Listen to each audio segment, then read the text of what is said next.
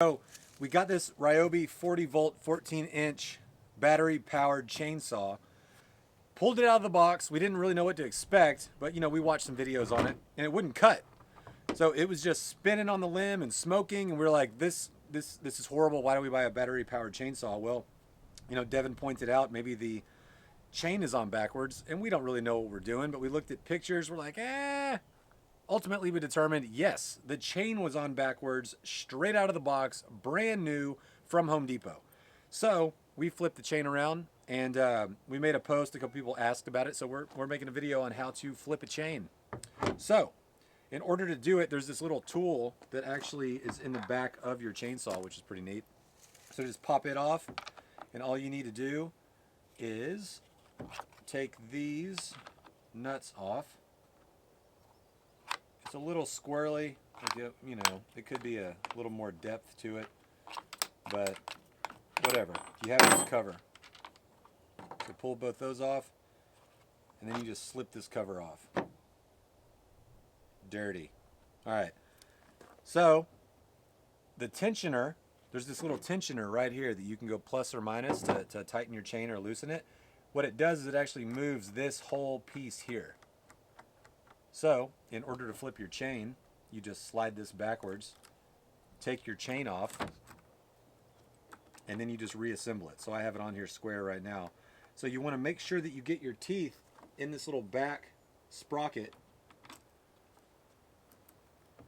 and then to some degree tighten all of this down by pulling this forward. And again, just make sure your teeth are in the channel and around the sprocket, like so. And then you just fit this on here. Now, the little tensioner is right here, if you can see that.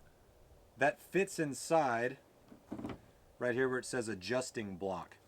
So you just want to make sure that that goes in there, as well as these bolts through the bolt holes. So might have to play with it just a little bit, make sure it really lines up. You got a good look at it right here. And so for me, it's not really lining up, so I need to back off of it a little bit, bring it backwards. Boom. Right there. So, got it on there. Tighten down your nuts. Got my older brother back there giggling at tightening the nuts.